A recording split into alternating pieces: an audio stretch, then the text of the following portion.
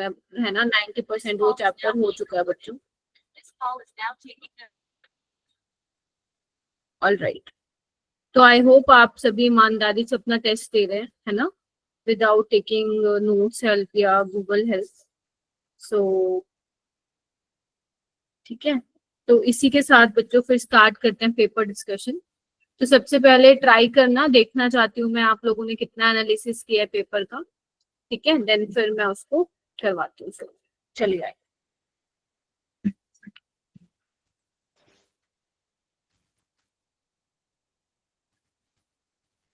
ठीक है, एक सेकंड।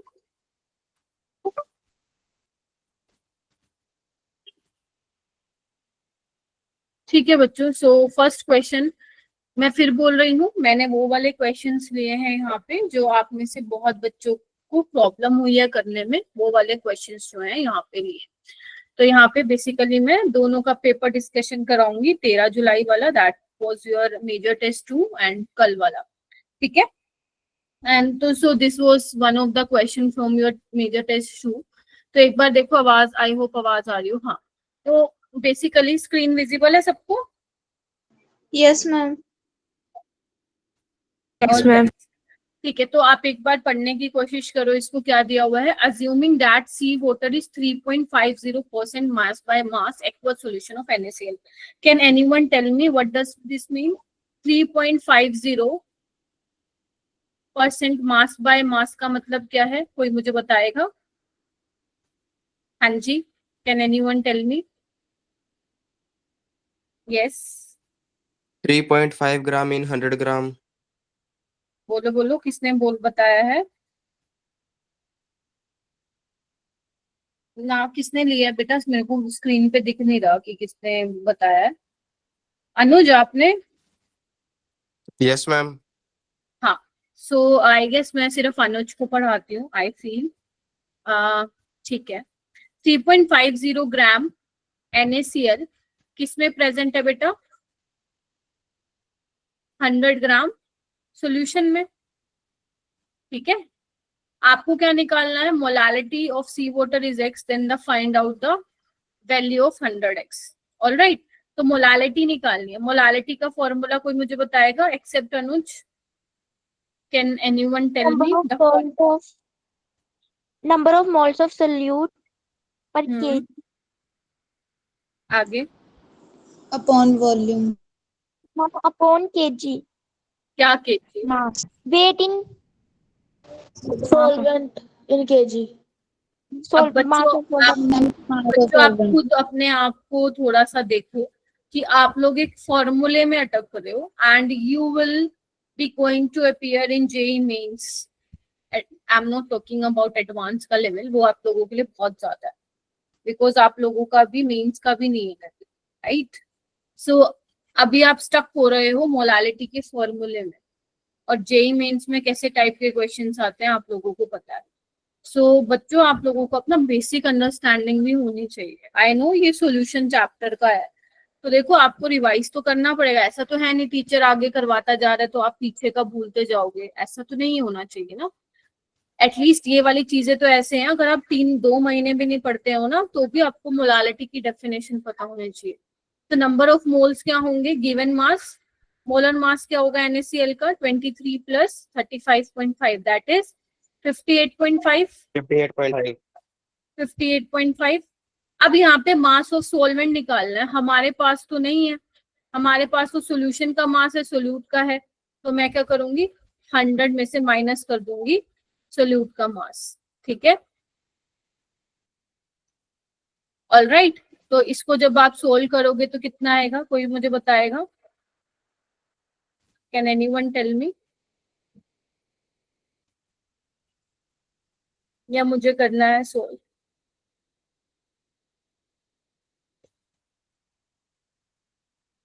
ठीक है, मैं करती हूँ, तुम भी कर लो फटाफट। yes ma'am।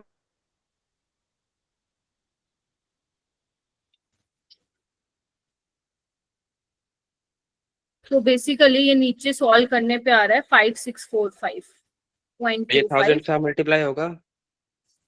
ठीक है, सो 3.50 को इससे डिवाइड कर दो, 6। मैम 1000 से मल्टीप्लाई होगा। हाँ जी मेरा बेटा, अच्छा 1000 हाँ, क्या है? Right right right right right, KG में निकालना था ना, तो हमारा ग्राम में था। वेरी गुड, हाँ सही याद दिला दें, तो आंसर बिल्कुल गलत आता। ठीक है, तो ये आ जाएगा तुम लोगों का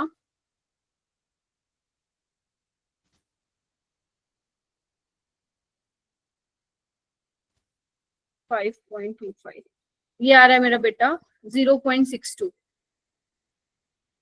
ठीक है, 0.62 आपकी मोलालिटी आ रही है। आप ये एक्स की वैल्यू आपको क्या निकाला, 100x, तो 100 इंटू 0.62 यानी कि कितना आ जाएगा बेटा, 60। 62। ऑल राइट, कुछ भी नहीं है क्वेश्चन में, ध्यान से देखो क्या है इस क्वेश्चन में, सोचो। बिल्कुल बेसिक उस पे नहीं है, मोलालिटी वाले डेफिनेशन पे। बताओ, हमें ये भी बता रखा है टीचर ने परसेंट मास बाय मास क्या होता है, हमें मोलालिटी का फॉर्मूला भी पता है, बस खत्म। ऑलराइट, ये गलती मत करना, ये आप ग्राम में निकालोगे। And mass of solvent should be in KG, तो ऊपर 1000 से मल्टीप्लाई करना मत भूलना, नहीं तो गलत आएगा। चलिए आगे चलते हैं मेरा बेटा। 47 क्वेश्चन भी एक ऐसा था जो बहुत बच्चों ने गलत किया हुआ था। Mole fraction of solute in 1 kg of benzene is 0.2, यानी कि आपको सोल्यूट का मोल फ्रैक्शन कितना दिया हुआ बेटा, 0.2। ठीक है, एंड आपको सॉल्वेंट का कितना दिया है वो माइनस कर लो 1 में से, तो कितना हो जाएगा, 1 में से 0.2 गया 0.8। ठीक है, और आपको 1 kg ऑफ बेंजीन, सॉल्वेंट का मास कितना दिया हुआ है भाई, 1000 ग्राम। देख रहे हो, इन 1 kg ऑफ सॉल्वेंट। अब एक बात बताओ, क्या मैंने तुम्हें मोलालिटी और मोल फ्रैक्शन में एक रिलेशन बताया था, किसी को याद है वो? हाँ जी, 45 स्टूडेंट्स। बच्चों, जो बच्चे लेट आते हैं ना, उनको तो ये भी नहीं पता होगा टीचर करा क्या रहा है। सो थोड़ा सा टाइम पे आने की कोशिश कीजिए। 7 बजे तो मेरे ख्याल से आप लोगों को प्रॉब्लम नहीं होनी चाहिए क्लास में आने के लिए। तो कोई मुझे बताएगा मोलालिटी और मोल फ्रैक्शन में क्या बताया था फॉर्मूला, किसी को याद नहीं है? बड़े अच्छे उस पे हो बेटा तुम। काई ऑफ सोल्यूट बाय काई ऑफ सॉल्वेंट इनटू, यहाँ क्या था, 1000 bye molecular weight of solvent, के यही था क्या?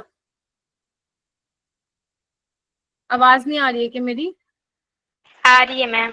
यस मैम आ रही है। हाँ, तो आ रही है तो कंफर्म कीजिए कि यही था क्या? Yes ma'am. कह दो मैम याद ही नहीं है, याद ही नहीं है, यही था कि कुछ और था। ठीक है, सो काई ऑफ सोल्यूट के 0.2 बाय 0.8 1000। सॉल्वेंट क्या है यहाँ पे, कौन बताएगा मेरे को? Can anyone tell me what is the solvent here? Solvent क्या है यहाँ पे? बेंजीन। बेंजीन। बेंजीन। बस एक ने बताया तो बोल लो पीछे पीछे। 72 + 6 78। तो इसको सॉल्व कर सकते हो तुम, ये फोर्जा पे गया है ना, और ये 250 पे गया, तो 250 बाय 78। बेटा ये वाला 13 जुलाई वाला है, पी ब्लॉक का भी मैं लूंगी इसके बाद। ठीक है आर्यांश? ओके बेटा, वो मैं लीव पे थी ना पिछले मंडे को, तो ये वाला हो नहीं पाया था। तो इसके कुछ क्वेश्चंस थे जो आप लोगों ने बहुत ज्यादा गलत किए हुए थे, तो वो वाले क्वेश्चंस मैं यहाँ पे लूंगी। इसलिए कहती हूँ थोड़ा जल्दी आया करो क्लास में, है ना, बार बार मुझे भी रिपीट करना अच्छा नहीं लगता। तो ये आएगा बेटा सॉल्व करने के बाद 3.2। आपको नियरेस्ट इंटीजर में लिखना है, तो आंसर क्या आएगा, ये आएगा।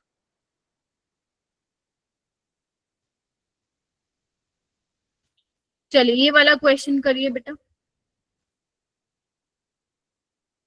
48, आपको बोला है the current x will flow, current कितना दिया हुआ एक्स जो कि फ्लो कर रहा है, कितना पोटेंशियल डिफरेंस है बिटवीन द इलेक्ट्रोड, 5 वोल्ट है। ठीक है, आपको नॉर्मेलिटी कितनी दी हुई है, 0.10।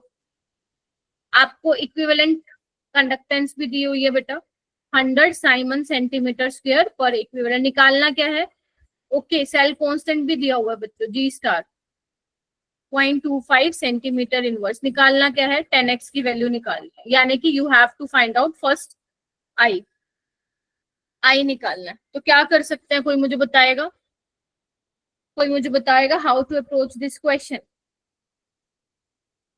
Lambda equivalent is equal to kappa into 1000 by normality से हम Very कापा good. निकाल सकते हैं। वेरी गुड अनुज, बहुत अच्छी बात है बेटा, बहुत सही जा रहे हो। इतना तो मालूम ही होना चाहिए आप लोगों को कि कैसे अप्रोच करोगे। बच्चों, जो स्टूडेंट मेहनत करता है ना वो टीचर को दिख जाता है, ठीक है। और ये एक ऐसा क्वेश्चन है, अगर तुम लोगों को याद हो, ये मेजर टेस्ट 2 में तो आया था, उससे पहले भी आया था शायद इलेक्ट्रोकेमिस्ट्री वाले टेस्ट में, समझ रहे हो। तो रिपीट हुआ है सवाल। जब कोई सवाल रिपीट होके भी तुम लोग गलत करते हो, इट मीन्स आप एनालाइज ही नहीं किए। बच्चों, ये बैच नहीं चलेगा फिर अगर आप लोग ऐसे लाइक पढ़ के ही नहीं आओगे तो। जो बच्चे अच्छे हैं यहाँ से मैं उनको ले लूंगी दूसरे वाले बैच में, right. So try to be active in the class. So yes, बिल्कुल ठीक है। इक्विवेलेंट कंडक्टेंस क्या होगा? कप्पा इंटू 1000 बाय नॉर्मेलिटी होता है। हाँ मैम।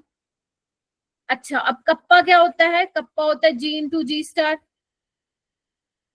अब हमें सारी वैल्यू दे रखी है लेकिन जी तो नहीं दे रखा, तो जी को मैं क्या लिखूं? 1 by R. Conductance is 1 by resistance. तो बस सारी वैल्यूज मेरे पास है, मैं पुट करना स्टार्ट करती हूँ वैल्यूज को। तुम भी करो ताकि तुम मेरे को आंसर बताने में हेल्प कर दो मेरी थोड़ी।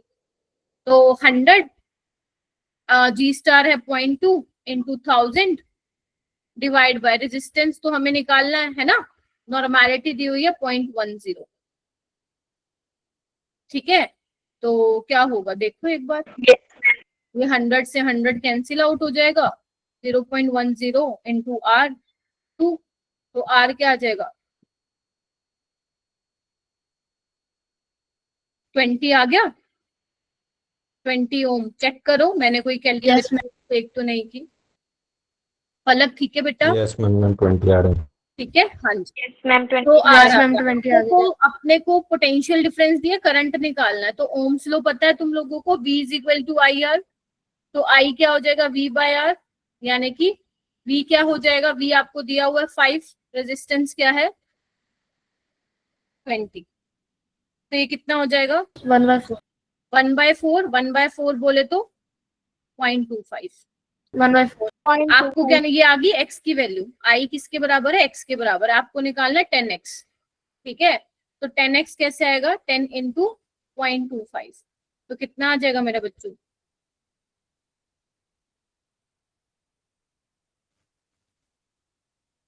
देखो,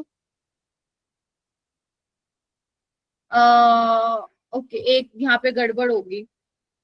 गड़बड़ क्या होगी? हमने सेल कॉन्सेंट 0.2 ले लिया बच्चों, देख रहे हो? 0.25 लेना था, उसकी वजह से सारा आंसर गलत आ गया। बच्चों थोड़ा सा अब दोबारा से करनी पड़ेगी कैलकुलेशन। अरे रे, कोई बात नहीं। Okay. 0.25, ठीक है। तो 100 0.25 इंटू 1000 R इंटू 0.10, ठीक है जी। चलिए मैम, 2 0 से 2 0 गई, ये 4 पे चला गया, तो ये कितना हो गया?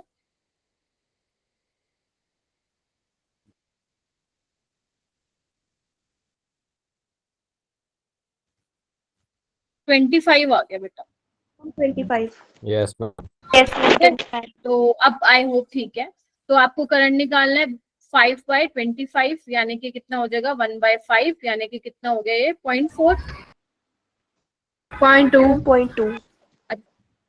0.2. तो 0.2 हो गया। अब 10x निकालना है तो क्या हो जाएगा? 10 इंटू 0.2, यानी कि कितना आ जाएगा? 2 एम्पियर. ठीक है। Yes, ma'am. 48 question. Yes, ma'am. ठीक है, चलिए आगे। यानी कि यहाँ पे अपने को क्या, आप ये देखो कि यहाँ पे कौन से कॉन्सेप्ट की रिक्वायरमेंट थी। आपको एक तो ये फॉर्मूला पता होना चाहिए था, है ना। आपको ये पता होना चाहिए था कि कप्पा क्या होता है, G इंटू जी स्टार, और G क्या होता है? 1/R, right. उसके अलावा आपको ये पता होना चाहिए था V ओम्स लॉ क्या होता है? V is equal to IR होता है। और बाकी कैलकुलेशन है, जितना कैलकुलेशन तुम्हारी ठीक होगी उतना तुम्हारा आंसर आएगा। कई बार क्या होता है, हमें सब कुछ पता होता है बट कैलकुलेशन में ही गड़बड़ हो जाती है। तो हमेशा, जैसे देख लो, मेरे को आज इतने साल हो गए पढ़ाते पढ़ाते, मैं फिर भी एक बार क्रॉस चेक करती हूँ कि मैंने कोई गड़बड़ तो नहीं कर दी, समझ रहे हो आप। मैंने कोई वैल्यू दे रखी थी वो मैंने गलत तो नहीं ले ली। तो जब भी आप कोई क्वेश्चन सोल्व करते हैं उसका जब आंसर निकालते हैं ना तो जरूर एक बार क्रॉस चेक कर लिया करो कि क्या आपने वो वैल्यूज ठीक ली हैं।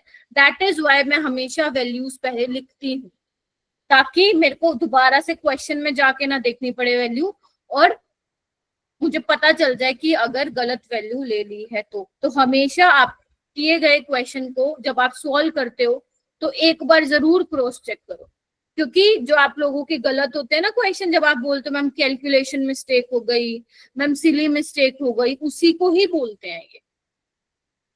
ठीक है, सो whenever you read the question 2 times, whenever you solve the question again cross check the question 2 times कि ठीक किया है या नहीं किया।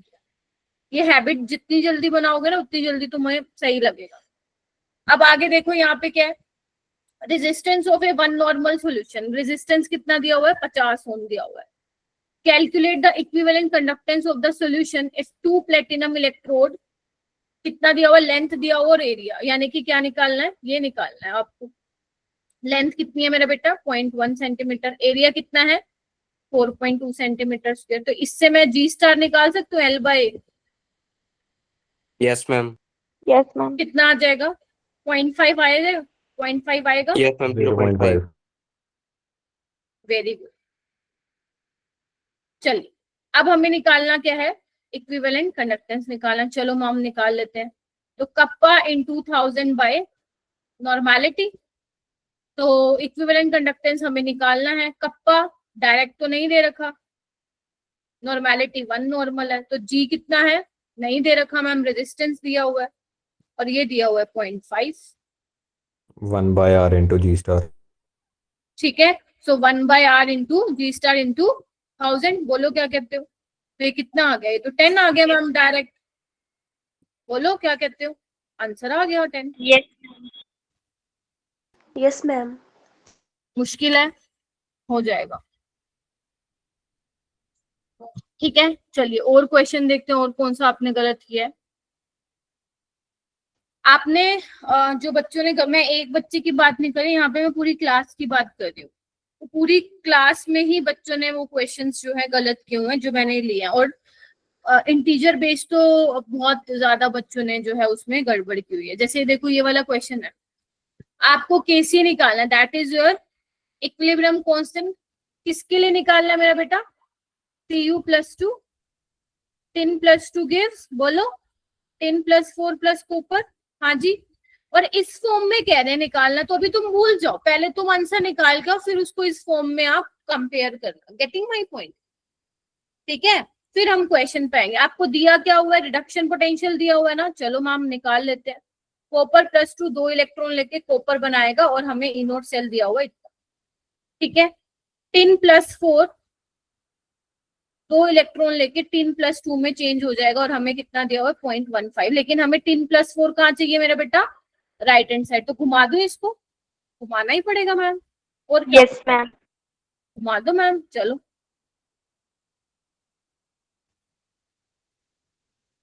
बोलो क्या कहते हो। अगर तुमने इसको घुमाया है तो -0.15 करना पड़ेगा तुम लोगों को। इतना समझ में आया तुम लोगों को? Yes, ma'am. Yes, Yes, ma'am. ma'am. अब तुम्हारा हो जाएगा। तो Cu + 2 + 10 + 2 गिव्स Sn + 4 + कॉपर। क्या कहते हो, तो ये कितना हुआ बताओ, कितना आया सोल्व करने पे? 0.19।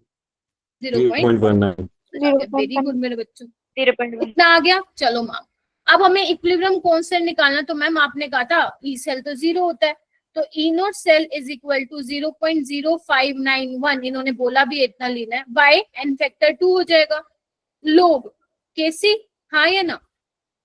तो 0.19 इंटू Yes. 2 बाय 0.0591 लोग केसी। बोलो, अब तुम्हें इसको तो सोल्व करना ही पड़ेगा। ये आ जाएगा 0.38 बाय 0.0591 लोग केसी आ जाएगा। ठीक है, इसको तुम 0.06 लेके भी कर लो ताकि थोड़ा सा वो हो जाए। इसको सॉल्व करना पड़ेगा। एंटी लॉग भी तुम्हें दिया, मैंने बोला भी था जेई में तुम्हें देगा वो। तो 0.38 को मैं अगर डिवाइड करूं 0.0591 से मेरा बेटा, तो ये आ रहा है 6.429 आ रहा है अगर मैं एग्जैक्ट बताऊं तो यानी कि मैं लोग केसी ले लेती हूँ 6.43 ले लेती हूँ, ठीक है। अब तुम्हें क्या करना है, यहाँ पे थोड़ा सा दिमाग लगाना है कि इसको कैसे सॉल्व करें। तो बच्चों ध्यान रखिएगा एक चीज हमेशा, अगर डेसिमल से जो पहली वाली डिजिट है, क्या डिजिट है डेसिमल से पहले वाली 6, वो तो चली जाएगी पावर में। गेटिंग माई पॉइंट और नॉट? जो डेसिमल से पहली वाली डिजिट है वो ma'am. पावर में चली जाएगी 10 के, और बाकी जो पॉइंट के बाद है ना उसका तुम क्या निकालोगे, एंटीलोग, और उसका एंटीलोग कितना दिया हुआ है मेरा बेटा, 2.63 2.63. यानी कि मेरा ये आया 2.63. 2.63 आया। अब यानी कि ये मेरी ए की value point B C into 10 की पावर डी, क्या कहते हो? तो मेरा ए क्या आ गया बेटा 2, बी क्या आ गया है बोलो 6, सी क्या आ गया है 2, और डी क्या आ गया है 3 तो बस 6 बताओ कितना हो गया, 6 6 12, 12 और 5 17, तो आंसर क्या आ जाएगा 17. कैसा था सवाल, मस्त था ना? Yes, ma'am. Yes ma'am. ठीक है, तो इस तरीके से क्वेश्चन को करना था, ठीक है। चलिए ओके, एक ये वाला क्वेश्चन था मेरा बेटा, 40th क्वेश्चन था मेजर टेस्ट में, जो कि काफी बच्चों ने गलत किया हुआ था। आपको बोला है कि जो सिमेट्रिक मॉलिक्यूल्स, ये केमिकल बॉन्डिंग से सवाल है ना, ये आप लोगों को एक्स्ट्रा क्लासेस में भी करवाया गया था, ठीक है, जिन बच्चों ने अटेंड की थी, और जिन बच्चों ने नहीं अटेंड की थी वो अभी कर रहे होंगे। Symmetric molecules have zero dipole moment only if, वो कह रहे हैं कि जो सिमेट्रिकल मॉलिक्यूल्स है ना उनका जो डाइपोल मोमेंट है वो जीरो तभी होगा जब बॉन्ड एंगल क्या होंगे, इक्वल होंगे। क्या ये बात सही है? बॉन्ड एंगल बराबर होंगे? नहीं मैम, ऐसा तो नहीं बात है। No, ma'am. Bond angle different भी हो सकते हैं, जैसे मान लो PCl5 है मेरे पास, है ना। अब PCl5 है मेरे पास, 180 डिग्री के भी है, 90 डिग्री के भी हैं और 120 डिग्री के भी हैं। सारे बॉन्ड एंगल तो यहाँ पे बराबर नहीं है, लेकिन फिर भी ये क्या होता है, डाइपोल मोमेंट इसका जीरो होता है, ठीक है। तो यानी कि ऐसा बात नहीं है। फिर कह रहे हैं बॉन्ड लेंथ आर आइडेंटिकल होनी चाहिए, ये भी जरूरी नहीं है। यहाँ पे देखो ना, axial bonds are longer than equatorial bonds, बोलो। Yes, ma'am. तो Yes. यानी कि ये भी चीज हो गई, गलत हो गई। यानी कि फिर क्या बचा हमारे पास, ऑप्शन नंबर डी बचा। फर्स्ट और सेकंड तो क्या हो गए, इनकरेक्ट हो गए ना, फर्स्ट भी गया सेकंड भी गया, बचा क्या फिर डी। अब यहाँ पे देखो वो कह रहे हैं कि कोई लोन पेयर नहीं होने चाहिए। अब डी आंसर आ रहा है तुम लोगों का, कभी भी आता है। यहाँ पे तुम्हें याद है एक एग्जाम्पल होता है बहुत पॉपुलर, XeF2। यहाँ पे देखो लोन पेयर प्रेजेंट होते हैं, लोन पेयर प्रेजेंट होते हैं सेंट्रल एटम पे, ठीक है, और फिर भी इसका डायपोल मोमेंट क्या होता है, जीरो होता है। कैंसिल आउट कर जाते हैं ऊपर नीचे और लोन पेयर वाले, तो ये भी क्या होता है, जीरो। यानी कि जरूरी नहीं है कि मतलब कि ये नहीं होगा तो अब हमारा डायपोल मोमेंट जीरो नहीं होगा। Getting my point? मतलब सिर्फ ये कंडीशंस नहीं होंगी, मैं ये कहना चाह रही हूँ, ठीक है। Yes, ma'am. तो यानी कि इसका ऑप्शन क्या आ जाएगा आपका, ऑप्शन नंबर D. आ जाएगा, ठीक है। चलिए यस मैम। आगे। Yes, ma'am. तो आई होप आप क्वेश्चन को समझे, मतलब वो ये कहना चाह रहे हैं कि सिर्फ इन ये कंडीशंस होगी तभी डायपोल मोमेंट जीरो होगा, तो आंसर इज नो। मैं उसको जस्टिफाई कर रही हूँ, ऐसा नहीं है।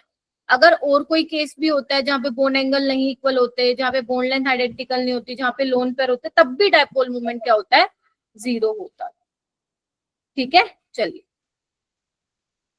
ये वाला क्वेश्चन आपको बोला हुआ है थर्मोडायनेमिक्स से है बेटा ये सवाल। आपको बोला है Q -10 किलो जूल है, W है 25 डिग्री। अब Q नेगेटिव का क्या मतलब है कि हीट क्या हो रही है, लॉस्ट हो रही है लॉस हो रही है। टू द सराउंडिंग, बोलो, Yes, सिस्टम ma'am. से सराउंडिंग की तरफ। और W है पॉजिटिव, यानी कि वर्क डन सिस्टम पे हो रहा है, work done on the system, chemistry के कन्वेंशन के हिसाब से बात कर रही हूँ, work done on the system by surrounding. Yes, ma'am. और डेल्टा यू क्या आएगा, Q plus W, Q plus W, तो कितना आ रहा है, 25 में से 10 गए 15। Yes, ma'am. 15. यस, तो अब देखो ना, वो कह रहे हैं heat flows from surrounding to system, गलत, system does work on the surrounding, नहीं, सिस्टम पे काम हो रहा है, डेल्टा यू माइनस आ रहा है, नहीं, गलत है, तो आंसर क्या आएगा इसका, One Yes. over. ठीक है, बोलो। Yes, Yes, ma'am. ma'am. Yes, ma'am. उसके बाद ये वाला सवाल देखो, determine the osmotic pressure of a solution prepared by dissolving 25 mg of K2SO4 in 2 liter of water at 25 degree Celsius. Assume it is completely dissociated. Osmotic pressure का formula कोई मुझे बताएगा? CRT. Pi is equal to ICRT. Pi equals to CRT. नहीं, pi is equal to ICRT. ICRT. क्योंकि अगर ये भूल गए ना बॉन्ड तो फैक्टर, तो गया सवाल। तो K2SO4 किस में डिसोसिएट होगा, 2K प्लस और सल्फेट में, तो यानी कि 3 होगा, बिकॉज उसने क्या बोला, कंप्लीटली, यानी कि मान के चलेंगे 100% है, और 100% के केस में जो हमारा वॉन्ट फैक्टर है वो N के बराबर होता है। बोलो हाँ के ना। Yes. Yes, ma'am. बात जम गई, चलिए जी, बहुत अच्छी बात है। ऑलराइट, अब उसके बाद कंसंट्रेशन दी हुई है आप लोगों को, कंसंट्रेशन है N/V, यानी कि number of moles by volume. अब नंबर ऑफ मोल्स भी डायरेक्ट नहीं दिया, गिवन मास दिया हुआ है, ग्राम में चेंज करेंगे। मोलर मास कितना होता है इसका, कैलकुलेट करो, 78, 32, 64, कितना हो गया, 10, Yes, 174। ma'am. 174 आ रहा है. आर कितना है, अब तुम्हें नहीं बोला हुआ तो आप 1/12 भी ले लो, क्योंकि 0.082 का 1/12 भी ले सकते हो। टेम्परेचर कितना दिया हुआ है, अच्छा वॉल्यूम भी लेना है, ध्यान रखना, क्योंकि N/V होता है, number of moles by volume, given mass by molar mass by volume in litre. Okay, और उसके अलावा टेम्परेचर आपको दिया हुआ। अब तुम्हें इसको क्या करना था, सोल्व करना था, ठीक है। अब इसको तुम्हें क्या करना है, सोल्व करना है। तो कैसे कर सकते हो इसको सोल्व, सोचो, इस 1000 को नीचे ले आओ,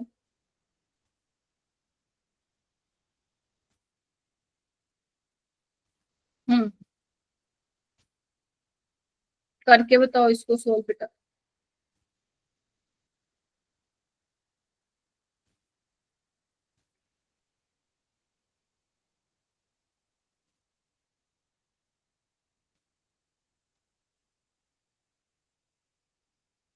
अप्रोक्सीमेशन में ले लो, चलेगा।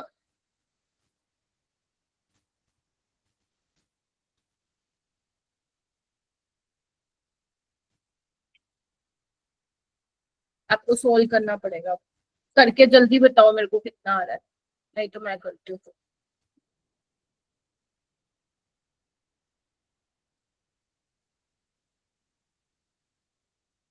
आसपास देख लो, अप्रोक्सीमेट ले लो, कितना आ रहा है। 149 को 150 ले लो, ठीक है, 174 को 175 लेके कर लो, चलो करके बताओ।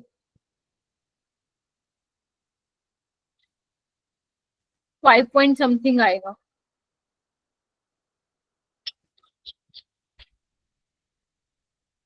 आ रहा है, ही आ रहा है क्या, एक बार चेक करिए बेटा सारे।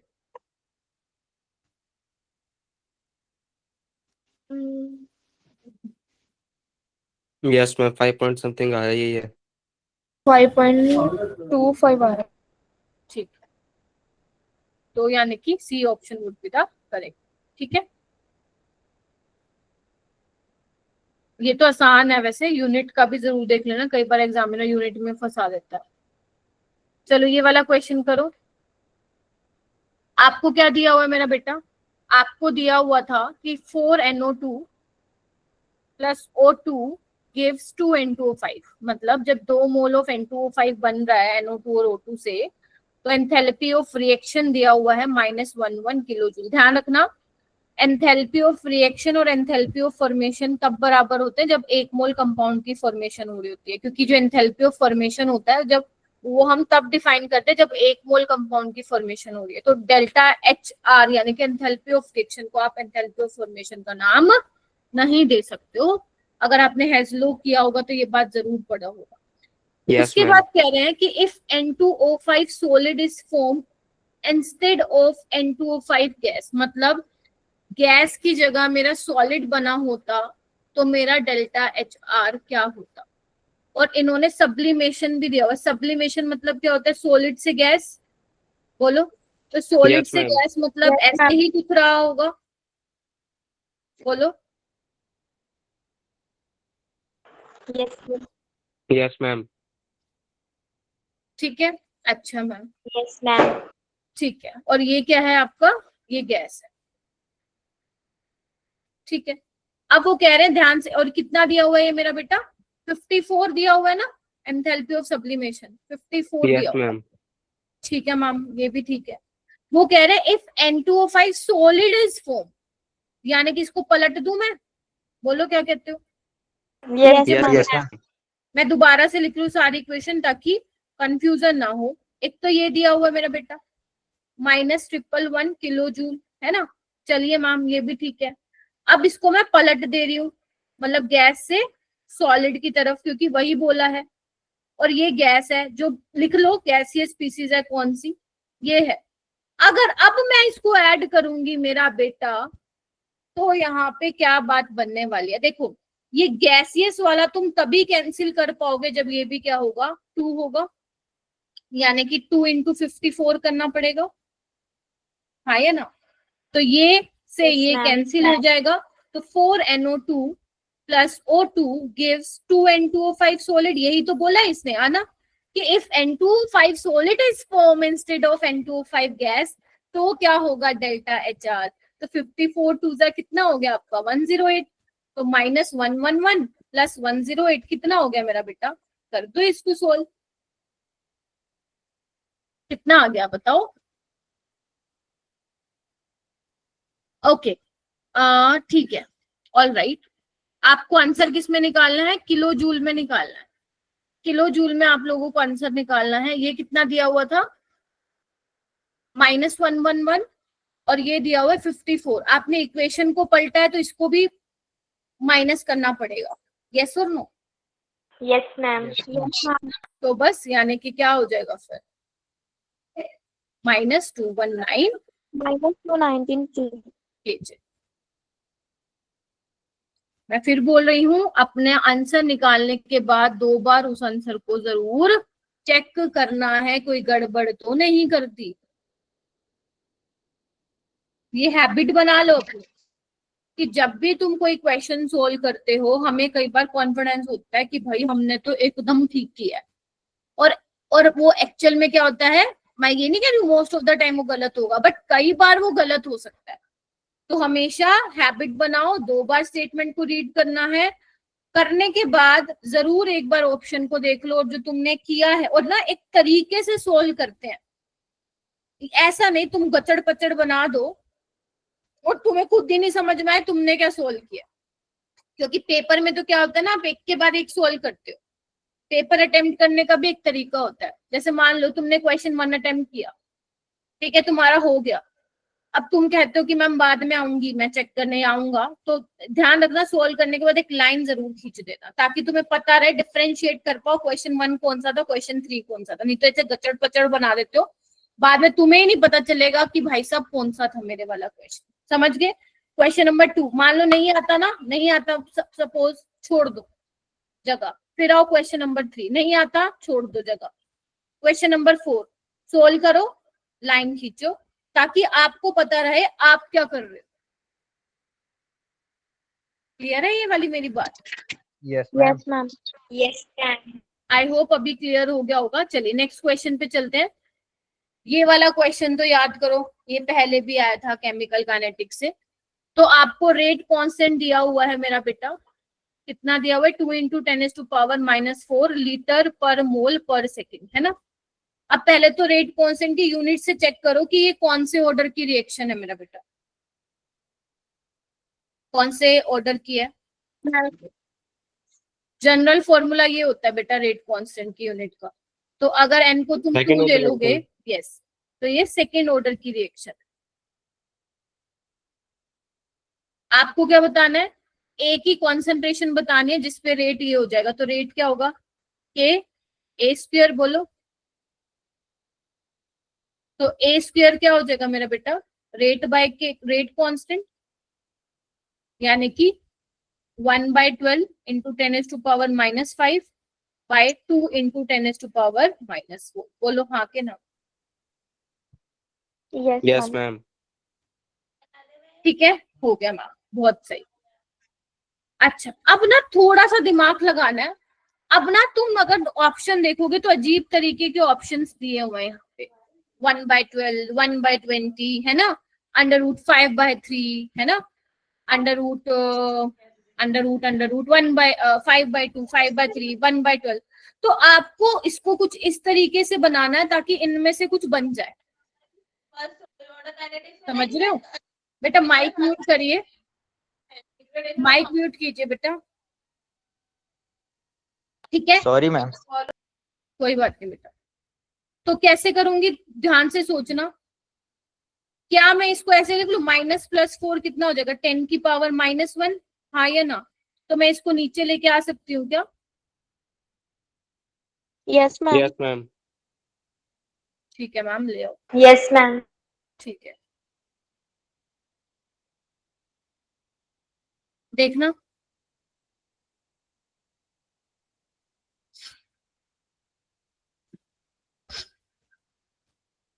हुआ, कुछ रह तो नहीं गया ना। ए स्क्वायर रेट बाय के, रेट आपको दिया हुआ है 1/12 × 10⁻⁻⁵ और रेट कांस्टेंट तुम्हें ये दिया हुआ है, ठीक है। तो क्या कर सकते हैं हम, देखो, सोचो और कैसे इसको कर सकते हैं। है कोई आंसर आने का?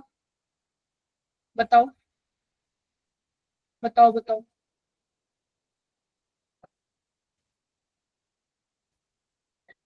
सोचो बच्चों, सोचो सोचो सोचो, क्या कर सकते हैं हम और, सोचो सोचो, क्या और किसी तरीके से हम ये चीज ला सकते हैं क्या?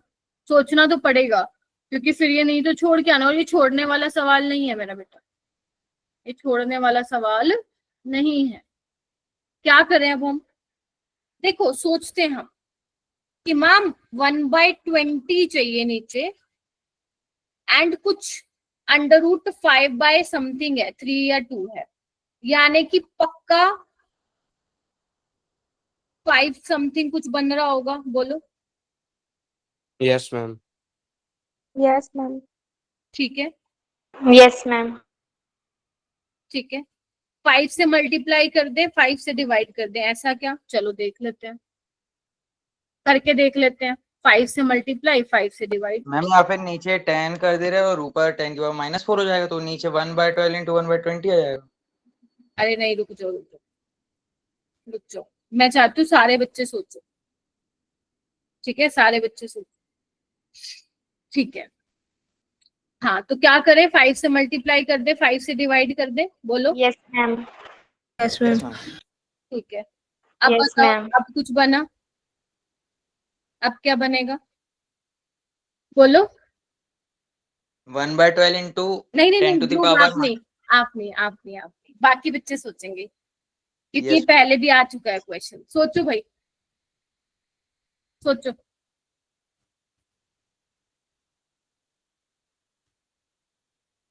चलो तुमने √5 तो बना दिया इसका, ठीक है, और क्या करें?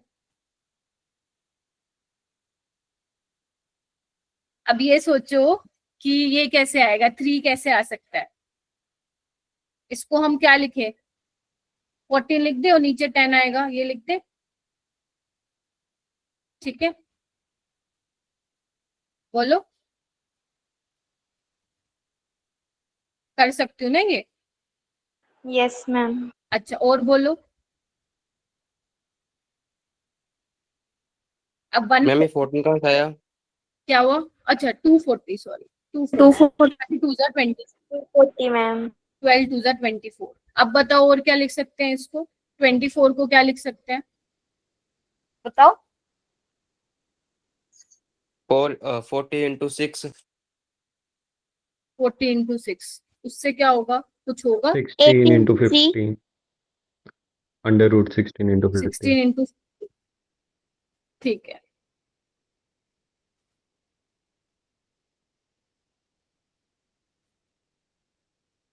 अब बताओ आया कुछ?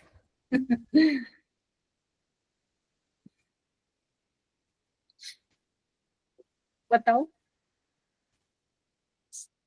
वहां पे दूसरी साइड स्क्वायर है, इस साइड जाके अंडर रूट हो जाएगा तो नहीं। आ जाएगा। आ जाएगा पक्का? Yes ma'am.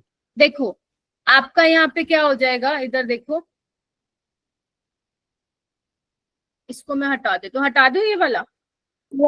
यस मैम ठीक है, ओके चलिए। सो बेसिकली अपना ए स्क्वायर आ गया ये, ठीक है। तो अगर मैं अंडर रूट लूं, आंसर इज बी, ठीक है। अगर मैं अंडर रूट लूं तो क्या हो जाएगा आप लोगों का? अंडर रूट 5, ठीक है। और 15 5 जा कितना हो जाएगा तुम लोगों का? 75। 75 75। और 75 को क्या लिख सकती हूँ मैं? 25 into कोई 3. बताएगा? 25 into 3, ठीक है, ठीक है। यस मैम अभी इसको ऐसे लिखते हैं ताकि मैं आपको दिखा पाऊँ। 25 और 3 लिख दिया। अब ये क्या हो गया अपना? 16 ही हो गया। बात बन गई। यस तो मैम। ये क्या बन जाएगा? बस हो गया। तो ये आ जाएगा √5/3, ठीक है। और इसका 4 into 5 यानी कि, तो इस तरीके से सोचना बस, लेकिन आपको थोड़ा जल्दी सोचना है। आप समझ रहे हो? आपने आंसर तो निकाल लिया, लेकिन इतना देर नहीं लगा सकते हम पेपर में, क्योंकि क्वेश्चन सिर्फ उसने क्या दिया, यहीं पे ही फंसाया, बाकी तो कुछ था ही नहीं, ठीक है। अब खुद Yes. निकाल के देखो, ये पहले भी आ चुका है पेपर में, दोबारा आया है, तुम फिर भी अटक गए, सिर्फ 2-3 बच्चे बता पाए। तो इसका मतलब ये है कि तुम पहले एनालिसिस ही नहीं किया तुम लोगों ने पेपर का। समझ रहे हो मेरी बात? बिना 5 से मल्टीप्लाई डिवाइड के भी ये सोल्व हो जाएगा। तो अलग अलग तरीके से कर सकते हो, लेकिन ध्यान रखना आंसर पे जल्दी पहुंचना है तुम्हें, आंसर पे जल्दी पहुंचना है तो, ठीक है। तो इस तरीके से इसको सोल्व कर लेंगे, ठीक है जी। चलिए अब मत भूलना इसको कभी भी, अब मत भूलना इसको कभी भी। चलिए ये वाला क्वेश्चन देखो 27। Which of the following can never be the empirical formula of a compound? Empirical formula क्या होता है? सिंपलेस्ट रेशियो होता है। Yes ma'am. यस मतलब सबसे सिंपलेस्ट रेशियो, इतना मतलब सबसे सिंपलेस्ट मतलब उसके बाद आप उसको नहीं कन्वर्ट कर सकते हो। जैसे इसको आप नहीं कर सकते हो, इसको भी नहीं कर सकते हो, और छोटे सिंपल फॉर्म में इसको भी नहीं कर सकते हो, इसको कर सकते हो। तो यानी कि ये कभी भी एम्पेरिकल फॉर्मूला नहीं हो सकता। ओके उसके बाद आते हैं हम कुछ पी ब्लॉक के क्वेश्चंस हैं। Okay all right. आपसे पूछा था which among the following is the most reactive. देखो ये वाला क्वेश्चन कैसे है, ये वाला वैसे तो तुम्हारे देखा जाए तो सिलेबस में नहीं है तुम्हारे मेंस के, ठीक है। लेकिन एक बार मैं फिर भी बता देती हूँ, तुम ये एनसीईआरटी से भी पढ़ लेना। एक्चुअली में जो ये आईसीएल है ना, इनको हम बोलते हैं इंटर हेलोजन कंपाउंड्स। क्या बोलते हैं? Inter halogen. इंटर मतलब डिफरेंट। तो यहाँ पे एनसीईआरटी की मैंने लाइंस भी लगाई हुई हैं ताकि अगर तुम्हें देखना हो तो तुम बिल्कुल रीड कर पाओ। तो वो कह रहे हैं when two different halogen react with each other, ठीक है। जब दो डिफरेंट हेलोजन रिएक्ट करेंगे तब आपके इंटर हेलोजन कंपाउंड की फॉर्मेशन होती है। और उनको हम कैसे दिखाते हैं? XX- से दिखाते हैं, ठीक है। देख रहे हो XX-, XS3- टाइप हो सकता है, XX5- टाइप हो सकता है। और जो X बोला इन्होंने, ये बोला है हेलोजन लार्जर साइज में होगा, और आप लोगों का जो X- होगा वो किस में होगा मेरा बेटा? वो स्मॉल साइज में होगा। इस तरीके से नाम दिया गया है इसको, ठीक है। और अगर मान लो x लार्जर साइज है x डैश से, तो x is more electropositive than x dash. ठीक है जी। अच्छा, ये लाइन आपको नहीं करनी। फिर वो कहते हैं कि there chemical reactions compared with the individual halogen, मतलब वो कह रहे हैं जो इंटर हेलोजन कंपाउंड्स होते हैं आप कंपेयर कर सकते हो इंडिविजुअल हेलोजन से उनकी रिएक्शन। तो वो कहते हैं कि इंटर हेलोजन कंपाउंड जनरली ज्यादा रिएक्टिव होते हैं। क्यों होते हैं, सोच के देखो। क्योंकि जो इंटर हेलोजन कंपाउंड्स होते हैं उनमें क्या होता है, इलेक्ट्रोनेगेटिविटी डिफरेंस होता है ना। अब इलेक्ट्रोनेगेटिविटी डिफरेंस है तो वो ज्यादा क्या होंगे, रिएक्टिव होंगे, क्योंकि क्या आएगा उनपे, पार्शियल पॉजिटिव और पार्शियल नेगेटिव चार्ज आएगा, है ना। तो यहाँ पे क्या हो सकता है, रिएक्शंस हो सकती है। जबकि इनमें क्या है, CCl, Br, इनमें क्या है, इलेक्ट्रोनेगेटिविटी डिफरेंस नहीं है। तो वो कह रहे हैं कि इंटर हेलोजन कंपाउंड ज्यादा रिएक्टिव होते हैं हेलोजन से, लेकिन फ्लोरीन को इन्होंने क्या बोला है, एक्सेप्शन है। यानी कि अगर मैं फ्लोरीन की बात करूं तो F2 को तो भाई छोड़ दो, ये तो सबसे ज्यादा रिएक्टिव होगा।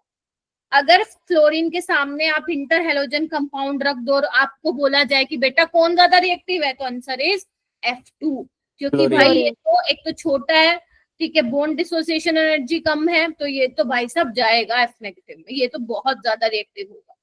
ठीक है जी, चलिए मैम। अब अगर इंटर हेलोजन कंपाउंड ज्यादा रिएक्टिव है तो मतलब दोनों का जो बॉन्ड होगा, जो ये लेट्स से मैंने ICl लिया है, तो इनका बॉन्ड क्या होगा, वीक होगा, तभी तो ज्यादा रिएक्टिव होंगे। ठीक है, फिर भी इसमें एक्सेप्शन ध्यान रखना F2 हो। ठीक है, तो बस यही था। अब आपसे पूछा था इनमें से मोस्ट रिएक्टिव कौन सा होगा, तो आंसर क्या आना था मेरा बेटा, इसका D आना था। तो आप इसको अपनी नोट्स में भी नोट डाउन कर सकते हो थोड़ा सा, इंटर हेलोजन कंपाउंड्स को जितना मैंने पढ़ाया बस इतना। पेपर में आने के चांसेस नहीं है, बट स्टिल ये टॉपिक आसान है, आप इसको आप लिख सकते हो इंटर हेलोजन कंपाउंड्स को। तो बस मोटा मोटी बात ये लिखना है कि इंटर हेलोजन कंपाउंड जो होते हैं वो ज्यादा रिएक्टिव होते हैं, उनके बॉन्ड वीकर होते हैं then the individual halogen except fluorine, except fluorine. ठीक है, बोलो। Yes ma'am. Yes, ma'am. Yes, ma'am. ये देखिए, ये देखिए, fluorine is a stronger oxidising agent, ये सबको पता है। ऑक्सीडाइजिंग पावर का ऑर्डर क्या बताया था मैंने, F2, Cl2, Br2, I2, this was the order.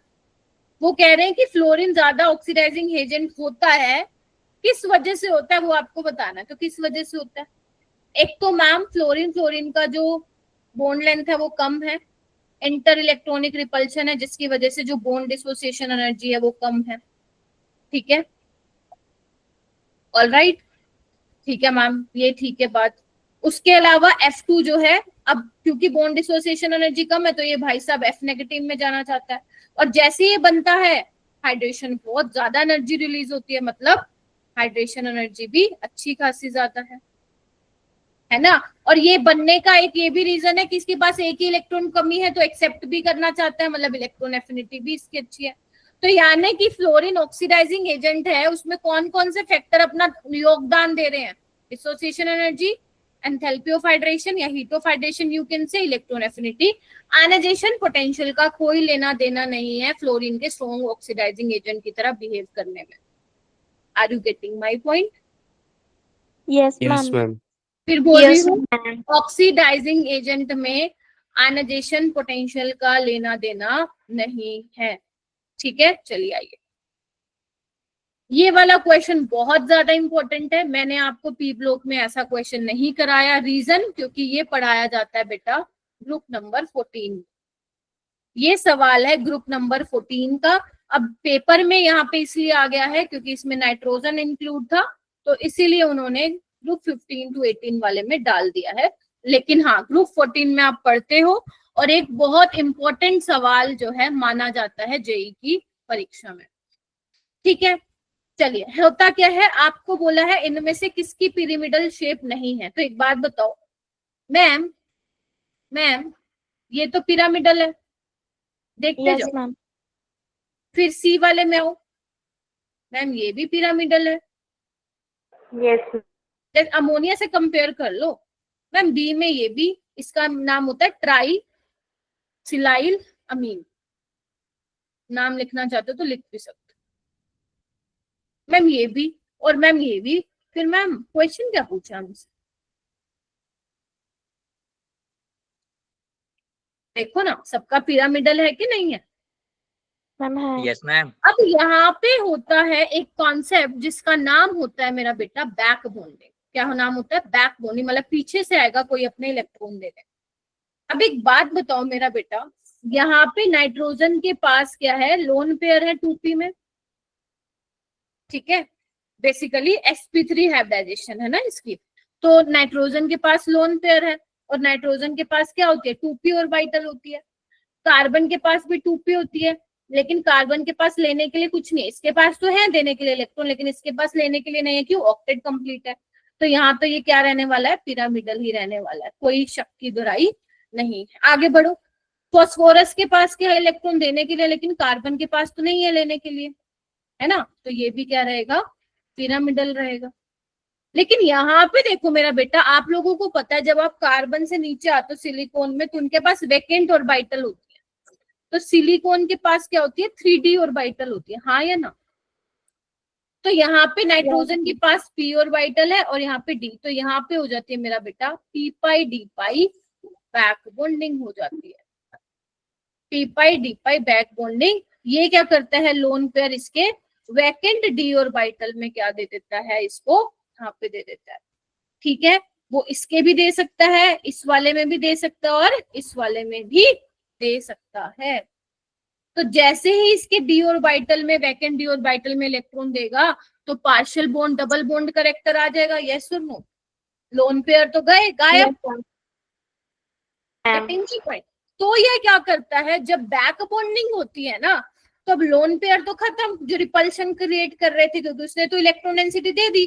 तो ये एकदम खुले से जीना चाहता है, तो ये पिरामिडल से किस में कन्वर्ट हो जाता है बेटा?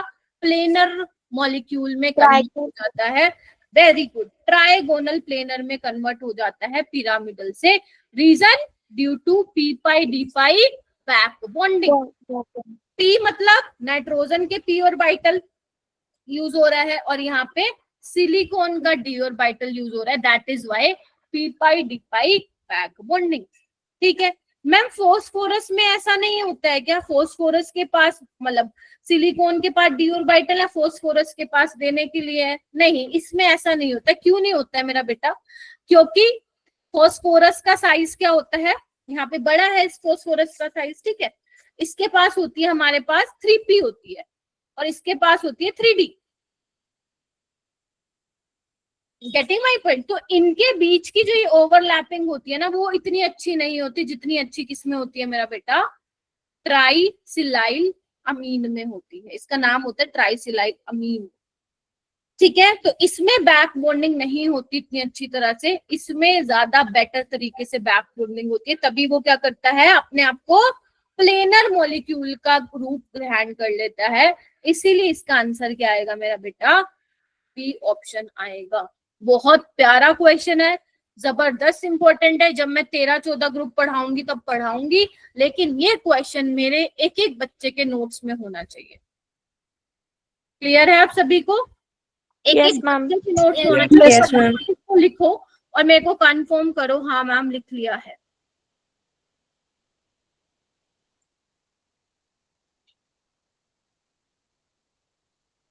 और ये बात जरूर ध्यान रखना मेरा बेटा, एक बार जब आप पेपर डिस्कशन करते हो ना, तो आप लोगों का अगर सेम क्वेश्चन उठ के किसी और टेस्ट में आ जाता है तो गलत नहीं करना।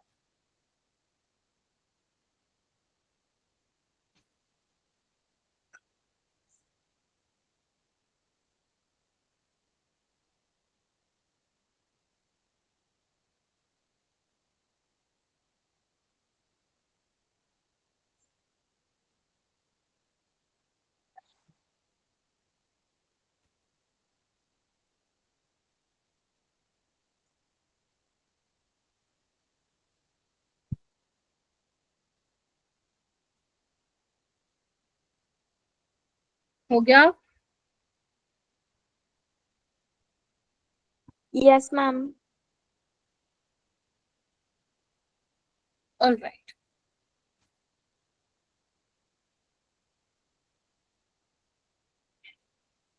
Again next question is very very important मेरा बेटा, ये भी बैक बॉन्डिंग के कॉन्सेप्ट अब यहाँ पे, क्योंकि बोरोन की फैमिली है ना, तब ये कौन से ग्रुप में पढ़ते हो आप लोग?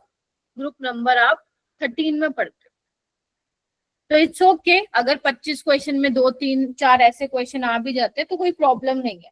मैंने जान करके क्वेश्चन हटवाए नहीं थे, क्योंकि जस्ट मैं देखना भी चाहती थी किसको 13-14 ग्रुप आता है। तो मैं एक बार सिखा देती हूँ तुम्हें। देखो बेटा, लुईस एसिड मतलब क्या होता है? इलेक्ट्रॉन के प्रति भूखा। भूखा मतलब जिसको इलेक्ट्रॉन चाहिए, ठीक है। जिसको ज्यादा भूख होगी,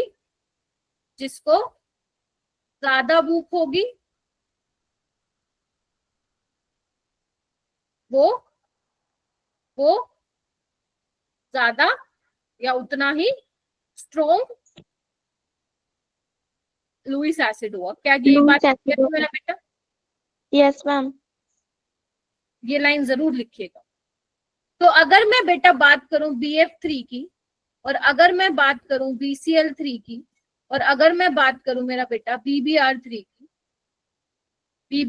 की, सब में तुम ध्यान से देखो, बोरोन के सराउंडिंग में 6 ही इलेक्ट्रॉन है। बेचारा भूखा है इलेक्ट्रॉन के प्रति, हाँ या ना? सबके पास वेकेंट p ऑर्बिटल है बोरोन में, है ना? सबके पास खाली ऑर्बिटल है इलेक्ट्रॉन को लेने के लिए, मतलब ठीक है। अगर कोई बंदा ऐसे आ जाए जो इसकी भूख को कम कर दे, मतलब वो लुईस एसिड कम हो जाएगा, यस और नो? तो एक Yes, बात ma'am. बताओ, यहाँ पे फ्लोरीन के पास क्या है? इलेक्ट्रॉन है। सारे बच्चे कंफर्म करो। हाँ मैम है। फ्लोरीन के हाँ, पास मैम। भी है मैम, ब्रोमीन के पास भी है, ठीक है मैम। अब एक बात बताओ, फ्लोरीन के पास 2p में इलेक्ट्रॉन है, क्या कहते हो? और बोरोन के Yes, पास madam. 2p है, ये 3p है, ये 2p है, ये फ्लोरीन क्लोरीन ब्रोमीन, ये 4p और 2p। अब तुम मुझे बताओ कहाँ ओवरलैप अच्छा होगा? 2p में, 3p में, 4p 2p में? मैम 2p में। वेरी गुड, 2p में। यानी कि 2p में ओवरलैप अच्छा होगा, यानी कि बैंक बॉन्डिंग अच्छी होगी, यानी कि फ्लोरीन कह रहा है भाई रुक जाओ, अपन दोनों का जो है अच्छा बनता है। तेरे पास भी 2p है, मेरे पास भी 2p, आ रहा हूं मैं तेरे को देने। तो ये क्या करता है? बैक बॉन्डिंग करता है, और डबल बॉन्ड करेक्टर आ जाता है इस तरीके से, पार्शियल डबल बॉन्ड। देख पा रहे हो सारे बच्चे? ऐसे। लेकिन ये कहता है, क्लोरीन कहता है भाई देख मेरे पास है तो सही, लेकिन ना मैं तेरे से इतनी अच्छी दोस्ती कर नहीं पाऊंगा, तू मेरे सामने बड़ा छोटा है। Getting my point? फिर ब्रोमीन Yes, कहता है ma'am. बोरोन मैं दे तो दूंगा तेरे को, ब्रोमीन कहता है बोरोन को मैं दे तो दूंगा, लेकिन तू मेरे सामने बहुत ही छोटा है भाई, बात बनेगी नहीं। तो यानी कि बोरोन का भूखापन किसने दूर किया? फ्लोरीन ने, फ्लोरीन ने। ठीक है। तो अब ये बताओ कहाँ पे लुईस एसिड करेक्टर बहुत ज्यादा होगा, कहाँ पे बेचारा जम्मा ही भूखा होगा? BBr3 में। Yes, Yes, ma'am. क्योंकि यहाँ पे ओवरलैपिंग बहुत ही कम होगी। यानी कि सबसे स्ट्रॉन्ग जो आपका लुईस एसिड बिहेवियर होगा वो BBr3 का होगा, सबसे स्ट्रॉन्ग लुईस एसिड करेक्टर। उससे कम BCl3 का, और सबसे कम किसमें होगा? BF3 में। ठीक है, बिकॉज फ्लोरीन ने तो उसकी भूख शांत करके उसका लुईस एसिड बिहेवियर कम कर दिया। लेकिन जैसे जैसे तुम इधर जा रहे हो, बेचारा बोरोन छोटा और देने वाले इतने बड़े, तो ओवरलैपिंग दोस्ती बढ़िया नहीं होगी। एक बात होता है, एक छोटा बंदा है, कितना बड़ा बंदा हक कर पाएंगे क्या आराम से? मजा नहीं आएगा, मजा नहीं आएगा बिल्कुल भी। ठीक है, that is why C option is correct. बोलो हाँ के ना? बात जमी? बहुत important Yes, question. ma'am. Yes, ma'am. आगे आते हैं क्वेश्चन नंबर 46 पे। आपको बोला था नाइट्रोजन फैमिली में bond angle in the hydride, ये करवाया था क्लास में क्वेश्चन, कि जो बॉन्ड एंगल है अगर मैं लिख दूं,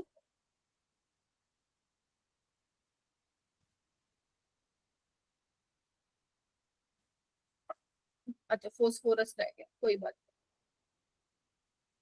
नहीं। ये था, मैंने कहा था जैसे जैसे तुम जाते जाओगे नाइट्रोजन से बिस्मथ तक, तो बॉन्ड एंगल कम होता जाएगा और 90 डिग्री पे आ जाएगा। तो क्या बताया था इसका रीजन? मैंने ये बोला था जैसे जैसे इलेक्ट्रोनेगेटिविटी कम होती जाएगी बॉन्ड एंगल भी कम होता जाएगा। याद करो, ठीक है?